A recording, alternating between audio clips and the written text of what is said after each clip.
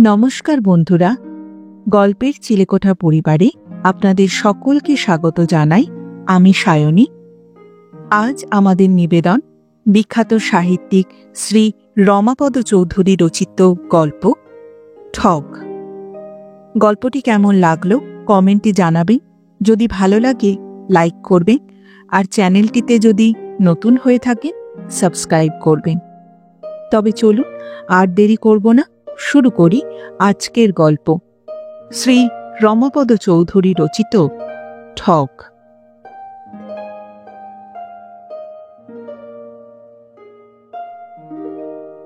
গ্রীষ্মের ছুটিতে মামার বাড়ি যাচ্ছিলাম। ভিড় ঠেলে কোনো রকমে বাক্স বেডিং তুলে থার্ড ক্লাস কামরার একপাশে একটু জায়গা করে নিয়ে সবে গুছিয়ে বসেছি, দেখি কি মাঝখানে দুটো বেঞ্চি পার হয়ে ওদিক থেকে একজোড়া চোখ ভুরু কুচকে আমার দিকে এক দৃষ্টে তাকিয়ে আছে।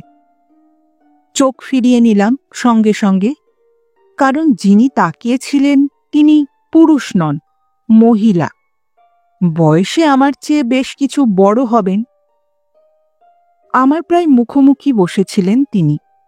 মাঝখানে শুধু দুটো বেঞ্চি মাথা দুলতে শুরু করেছিল ট্রেনটা ছেড়ে দেওয়ার পর থেকে। তাদের মাথার দোলানিতে অবশ্য ভদ্রমহিলার মুখটা এক একবার ঢাকা পড়ছিল, এক একবার দেখাও যাচ্ছিল।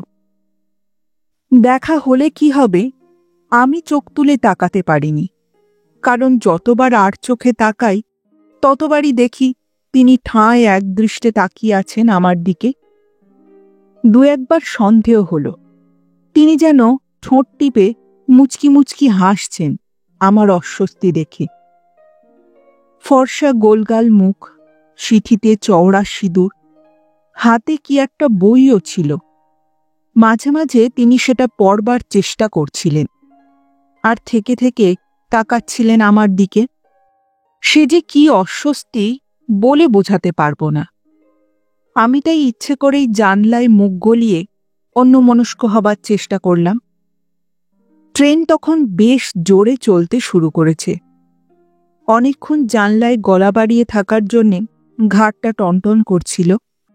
মাথা তুলতেই তার সঙ্গে আবার চোখাচুকি, আর সঙ্গে সঙ্গে মুচকি হেসে তিনি বলে উঠলেন, "খিরে, চিনতে পারছিস না?"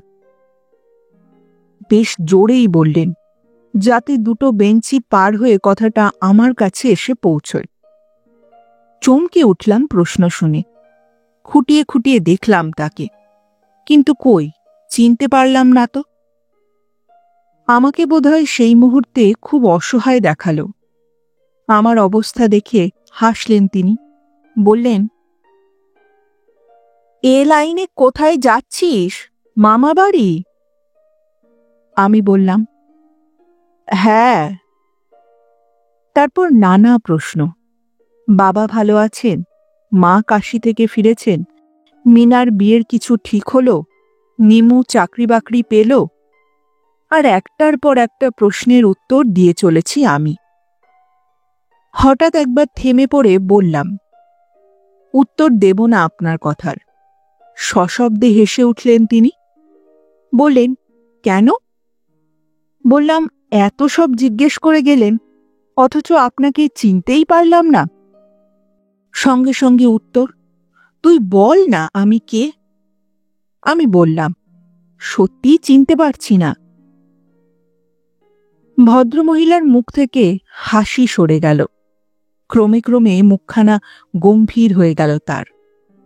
একটুক্ষণ চুপ করে থেকে ধীরে ধীরে বললেন, "আমি তোর সেজ মামিমা।" উত্তর দিতে তিনি যেন বেশ একটু অস্বস্তিই বোধ করলেন, কিন্তু উত্তর শুনেও আমি চট করে বুঝে উঠতে পারলাম না। মনে মনে আমি তখন বিশ্বব্রহ্মাণ্ড তোলপাড় করছি। সেজ মামিমা? এ কোন সেজ মামিমা? এদিকে ট্রেন তখন এসে দাঁড়িয়েছে একটা ছোট্ট স্টেশনে। তাড়াহুড়ো করে সেই স্টেশনেই নেমে গেলেন তিনি। ট্রেন আবার ছেড়ে দেওয়ার মুহূর্তে ফিরে তাকিয়ে মুচকি হেসে বিদায় জানালেন। আর স্টেশনের নামটা চোখে পড়তেই মনে পড়ে গেল। আরে, এ তো করণদিঘির মামিমা, আমাদের বুলু মামিমা। আশ্চর্য, বুলু মামিমাকে একেবারে চিনতেই পারিনি।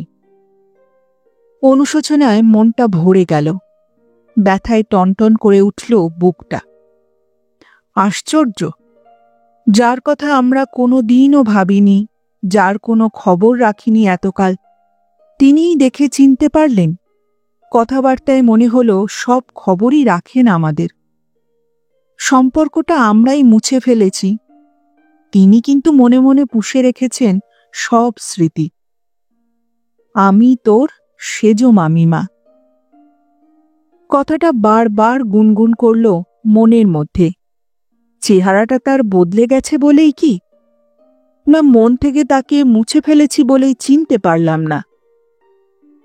সেজ মামিমা বলতেই চোখের সামনে অন্য একটি মুখ ভেসে উঠল, যে মুখ গত 10-12 বছর ধরে দেখে আসছি। মামাদের সমস্ত সংসারটি যিনি বাসুকির মতো ধারণ করে আছেন মাথার ওপর, খেতে ভালোবাসি বলে সারা গাঁ খুঁজে যিনি মাগুর মাছ জোগাড় করে আনেন, ইঁচড়ের তরকারি রাঁধেন চমৎকার, অর্থাৎ রানী মামিমাকেই আমরা সেজ মামিমা বলে জানি। আর ট্রেনে দেখা ইনি হলেন বুলু মামিমা। ব্যাপারটা হলো এই যে, সেজ মামার দুটো বিয়ে, রানী মামিমা আর বুলু মামিমা। দাদামশাই ছিলেন ও তল্লাটের বড় জমিদার। কত বড় তা ভাঙা পুরনো কাছারি বাড়িটা দেখলেই বোঝা যায়। বিয়ের সময় ধুমধামও কম হয়নি। ব্যান্ড বাজনার দল এসেছিল কলকাতা থেকে, কার্বাইডের আলোয় সাজানো হয়েছিল চতুর্দিক, আর নিমন্ত্রিতের সংখ্যা 2000-এরও বেশি। সেসব ছবি এখনো আমার চোখের সামনে ভাসে, স্পষ্ট মনে পড়ে সব। দাদামশাই দামি শাল গায়ে দিয়ে রূপোর পাতে মোড়া ছড়ি হাতে হুকুম দিচ্ছেন সকলকে। আদর আপ্যায়ন ঠিক হচ্ছে কিনা তদারক করছেন, আর সকলেই তটস্থ। ছোটখাটো কোনো গাফিলতির জন্যে দাদামশাই না চটে যান। চটে গেলে আর কারো রক্ষে নেই, প্রলয়কাণ্ড বাঁধিয়ে বসবেন। সত্যি কথা বলতে কি, দাদামশাইকে মামারাও ভয় পেত। আমরা তো অনেক সময় কাছে যেতেই সাহস পেতাম না, কারণ এমনি সকলের সঙ্গে হেসে খেলে কথাবার্তা বলতেন বটে, কিন্তু তার হুকুমকে ভয় পেত সকলে। একবার যা মুখ থেকে বের হবে তার নড়চড় হবে না। বিয়ে যখন ঠিকঠাক, বাবা নাকি বলেছিল, যার বিয়ে তাকে একবার মেয়ে দেখে আসতে বললে হতো না? দাদামশাই হেসে উড়িয়ে দিয়েছিলেন, বলেছিলেন, মেয়ের বাপ তার মেয়েকে বিয়ে দিচ্ছে আমার ছেলের সঙ্গে, পাত্র দেখে যদি বিয়ে দিত তো পাত্রের মতামতের কথা উঠত। আর এই কথাই শেষ পর্যন্ত বহাল রইল। নিজে মেয়ে দেখতে যেতে পেলেন না সেজ মামা। বিয়ের পর টোপর পরা সেজ মামার পিছনে পিছনে গাঁটছড়া বাঁধা রানী মামিমা যখন এসে নামলেন গাড়ি থেকে, তখন সব আশঙ্কা মুহূর্তে মিলিয়ে গেল। এমন রূপ নতুন বউয়ের! সবাই তারিফ করল দাদামশাইকে, বলল, পছন্দ বটে, খুঁজে খুঁজে সবচেয়ে সুন্দরী মেয়েটিকেই ছেলের বউ করে এনেছেন। তারিফ শুনে খুশির হাসি হাসলেন দাদামশাইও, বললেন, দেখো বাপু, বুড়ো বয়সটার একটা দাম আছে। ছেলে ছোকরারা ভুল করতে পারে, কিন্তু বুড়োরা ভুল করে না। সবাই স্বীকার করেছিল সে কথা। রানী মামিমা যে শুধু দেখতেই সুন্দর ছিলেন তা নয়, গুণও ছিল অনেক। মাস কয়েক যেতে না যেতে সে পরিচয়ও পাওয়া গেল। সব সময় মুখে হাসি লেগে আছে তার।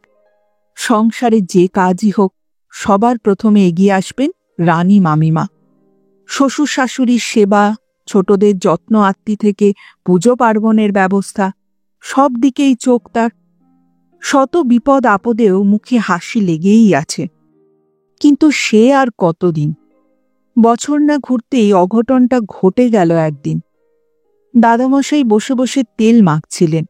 রানী মামিমা সামনের কুয়োয় জল তুলছিলেন দাদামশাইয়ের স্নানের জন্যে।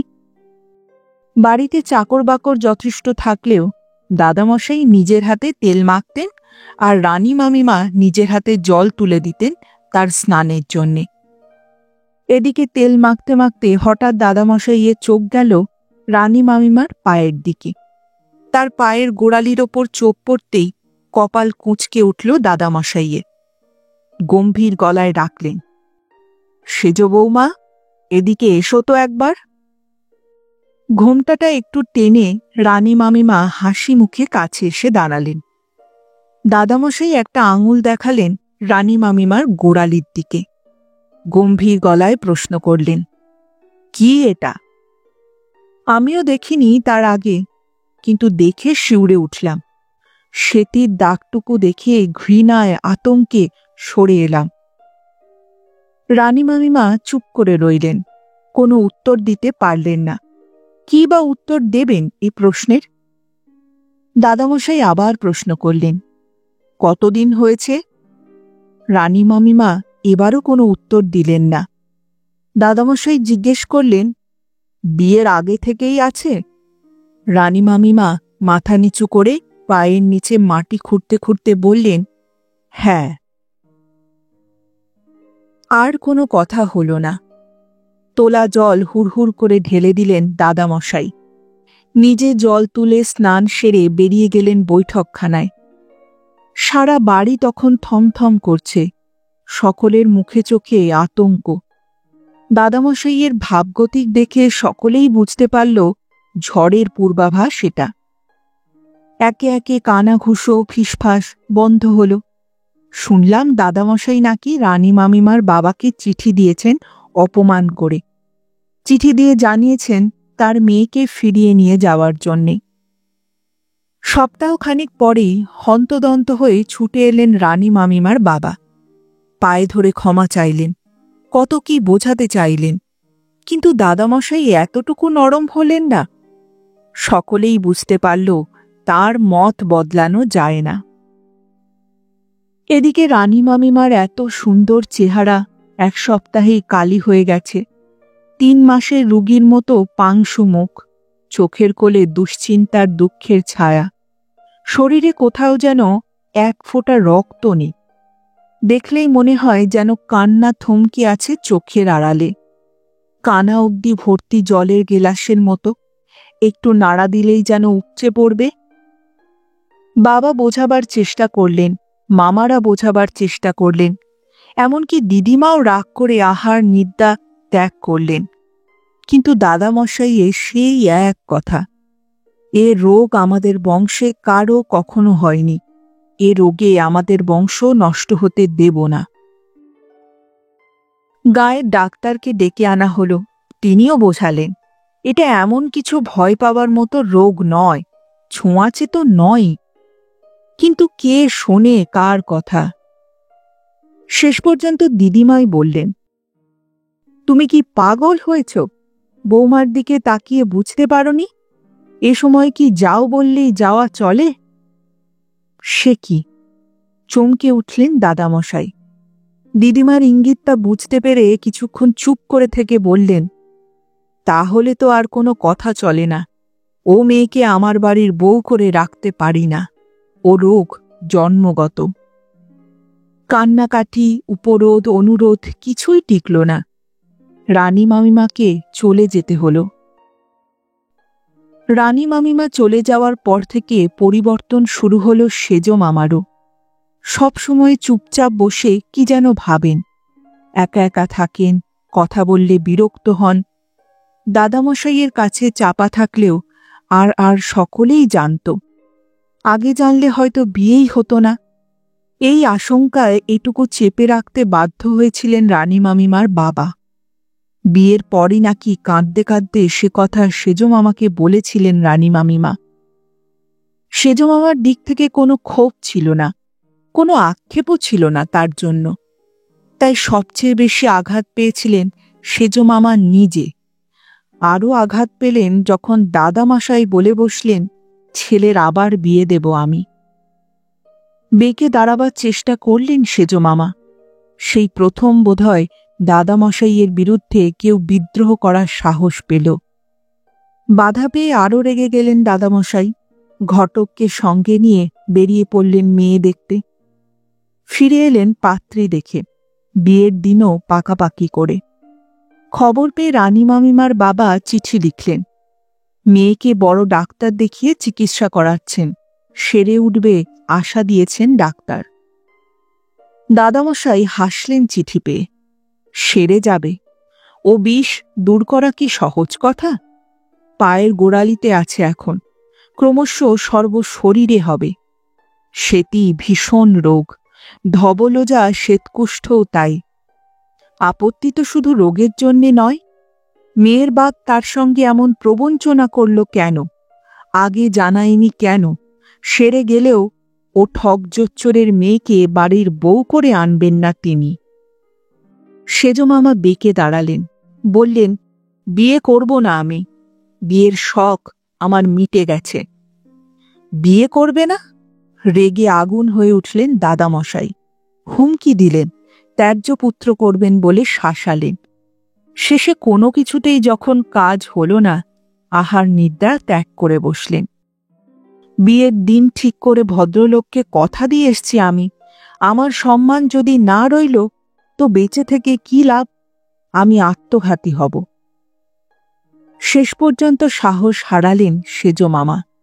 বিয়ে করতে রাজি হলেন বাধ্য হয়ে। বিয়ে হয়ে গেল। রানী মামিমার বদলে এলেন বুলু মামিমা। সকলেই ভেবেছিল দুদিন পরেই সংসারের চাকা আবার সচল হবে, আবার সুস্থভাবে জীবন শুরু হবে সেজমামার। কিন্তু ভুল বুঝেছিল সকলে। দাদামশাইয়ের বিরুদ্ধে সেজমামার যত আক্রোশ সব গিয়ে পড়ল বুলু মামিমার ওপর।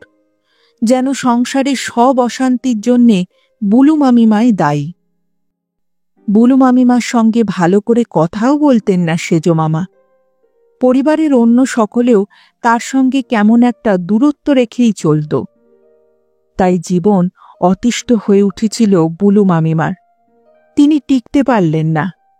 ছাই চাপা আগুনের মতো বৃতৃষ্ণায় জ্বলছিলেন বুলু মামিমা। হঠাৎ একদিন কি একটা সামান্য ব্যাপারে তুমুল কাণ্ডও বাঁধিয়ে তুললেন, আর রাগারাগি করে বাপের বাড়ি চলে গেলেন, আর ফিরলেন না। সেজমামা ফিরিয়ে আনতে গিয়ে একাই ফিরে এলেন। দাদামশাই চিঠি দিলেন, কিন্তু তার উত্তর এলো না। সবই লক্ষ্য করছিলেন দাদামশাই, মুখ বুজে সহ্য করছিলেন সব কিছু। বুঝেছিলেন ইচ্ছে থাকলে মানুষকে সবই দেওয়া যায়, কিন্তু দেওয়া যায় না শান্তি। বুলু মামিমার অশান্তি, সেজমামার অশান্তি, সংসারের অশান্তি, এই সব অশান্তি দেখতে দেখতে কঠিন অসুখে পড়লেন দাদামশাই। মৃত্যু খবর পেয়ে ছুটে এলেন রানী মামিমা। কোলে তখন তার ছোট্ট একটি মেয়ে। যে মেয়ের জন্মের খবর পেয়েও সেজমামাকে দেখতে যেতে দেননি দাদামশাই। পাছে দিদিমা পা সরিয়ে নেন, এই ভয়ে স্পর্শ বাঁচিয়ে প্রণাম করলেন রানী মামিমা। দিদিমা কিন্তু দূরে সরে থাকতে পারলেন না। দুহাত বাড়িয়ে ফুটফুটে নাতনিটিকে কোলে তুলে নিলেন। বললেন, সেজ বৌমা, ভগবান যা দিয়েছেন তাকে ঘৃণা করা চলে? তোমার পায়ে যা হয়েছে তা তো আমার ছেলের গায়েও হতে পারত। তখন কি তাকে আমি ফেলে দিতুম? সে কথা শুনে দিদিমাকে জড়িয়ে ধরে রানী মামিমার সে কি কান্না! দিদিমাও কাঁদলেন, বাড়ির সকলেই কাঁদল। চোখের জলে সব বিষ, সব অভিশাপ ধুয়ে মুছে গেল। শান্তি নামল সংসারে। কিন্তু কয়েকদিন পরেই বুলু মামিমাও এসে হাজির হলেন। শ্বশুরের মৃত্যু খবর জেনেও কি করে আর দূরে থাকেন? বুলু মামিমা প্রণাম করে উঠতেই ছোট্ট ফুটফুটে নাতনিটিকে তার কোলে দিয়ে দিদিমা হেসে বললেন, এই নাও তোমার মেয়ে, এবার থেকে তোমার। বিস্ময়ে চোখ কপালে উঠল বুলু মামিমার। মেয়ে? কার মেয়ে? এদিকে পরিচয় পেয়ে রানী মামিমা ছুটে এসেছেন। বোনের মতো স্নেহের আলিঙ্গনে বুলু মামিমাকে কাছে ডাকলেন। কিন্তু বুলু মামিমার চোখে তখন আরও বিস্ময়, যেন ঠিক এমনটি আশা করেননি তিনি। বোধহয় অন্য কিছুই ভেবেছিলেন, অন্য কি কল্পনা। যেমন এসেছিলেন হঠাৎ, তেমনই হঠাৎ করে চলে গেলেন তিনি। কেন চলে গেলেন কেউ বুঝতে পারল না। তারপর আর ফিরে আসেননি বুলু মামিমা। হয়তো 10, হয়তো 12 বছর পার হয়ে গেছে, কিন্তু কোনো দিনও তাকে ফিরিয়ে আনার কথা কল্পনাও করেনি সেজ মামা। প্রথম আলোচনা হতো, দু একবার নাম উঠত বুলু মামিমার। কেউ শুধু তারই দোষ দেখত, আবার কেউ বলতো তার কোনো অপরাধ নেই। এমনি করেই কখন যে সকলের মন থেকে বুলু মামিমার নাম মুছে গেল, কখন যে আমরা তাকে একেবারে ভুলে গেলাম, তা বুঝতে পারিনি। তিনি বেঁচে আছেন কি নেই, থাকলে কোথায় আছেন, কেমন আছেন, এসব প্রশ্নও মনে জাগেনি কোনোদিন। 10-12 বছর পরে হঠাৎ দেখা হয়ে গেল সেই বুলু মামিমার সঙ্গে। চেহারা একেবারে বদলে গেছে, দেখে চেনাই যায় না। তারপর স্টেশনের নামটা দেখে মনে পড়ে গেল, কিন্তু তখন আর সময় নেই, ট্রেন ছেড়ে দিয়েছে। বাড়ি পৌঁছে খবরটা না জানিয়ে থাকতে পারলাম না। সকলের সামনেই বললাম, আজ একটা ব্যাপার হয়েছে। বুলু মামিমা, করণডিহির মামিমার সঙ্গে দেখা হয়ে গেল ট্রেনে। সকলেই চমকে উঠল। খুঁটিয়ে খুঁটিয়ে সমস্ত ঘটনার আনুপূর্বিক বর্ণনা দিলাম। বললাম, বুলু মামিমা কিন্তু আমাদের সব খবরই রাখেন, আমরাই শুধু তার কোনো খবর রাখি না। সকলেই গম্ভীর হয়ে গেল, কেউ কোনো কথা বলল না। শুধু সেজ মামার মুখখানা হঠাৎ কেমন যেন বদলে গেল, কেমন যেন চাপা কান্নায় থমথম করল। মাথা নিচু করে বসে রইলেন। তারপর একসময় সকলেই উঠে যেতে সেজ মামা ফিসফিস করে বললেন, আমার কথা কিছু জিজ্ঞেস করল? বললাম, কই না তো। কিচ্ছু জিজ্ঞেস করল না? না। চুপ করে রইলেন, কোনো কথা আর বললেন না। অনেকক্ষণ পর একটা দীর্ঘশ্বাস ফেলে বললেন, ওর আর কি দোষ বল, সব দোষই তো আমাদের। বললাম, যাও না সেজ মামা, গিয়ে ফিরিয়ে নিয়ে এসো তুমি। এভাবে একটা জীবন নষ্ট হবে তোমার চোখের সামনে। দীর্ঘশ্বাস ফেলে সেজ মামা বললেন, তাই ভাবছি রে।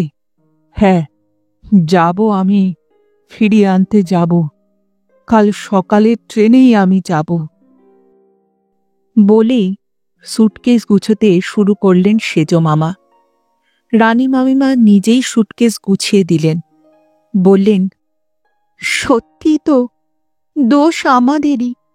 যাও, ফিরিয়ে নিয়ে এসো ওকে, ফিরিয়ে নিয়ে এসো। পরের দিন ভোরবেলাতেই ট্রেন। ভোরবেলায় ঘুম ভাঙতে দেখি সেজ মামা তখনও ঘুমোচ্ছেন। ডেকে বললাম, সেজ মামা, করণডিহি যাবে না?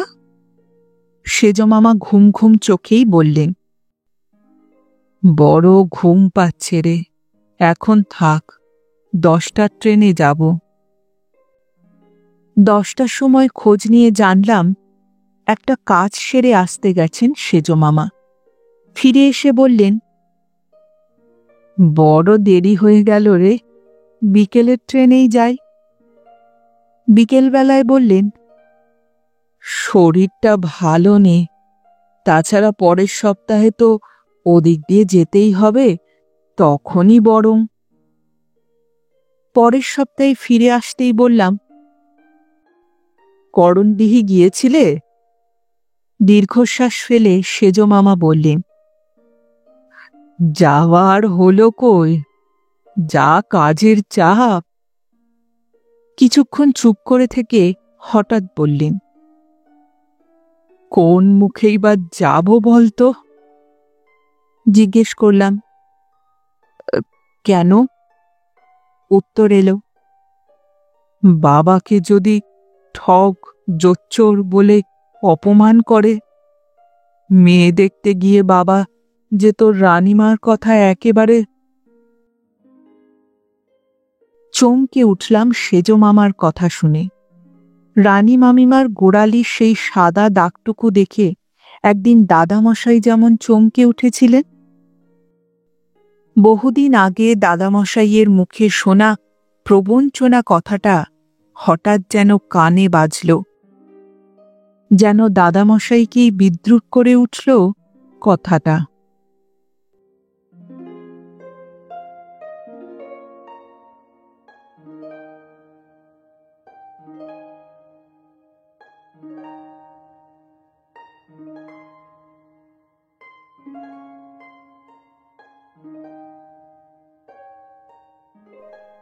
শুনছিলেন আজকের গল্প শ্রী রমাপদ চৌধুরী রচিত ঠগ।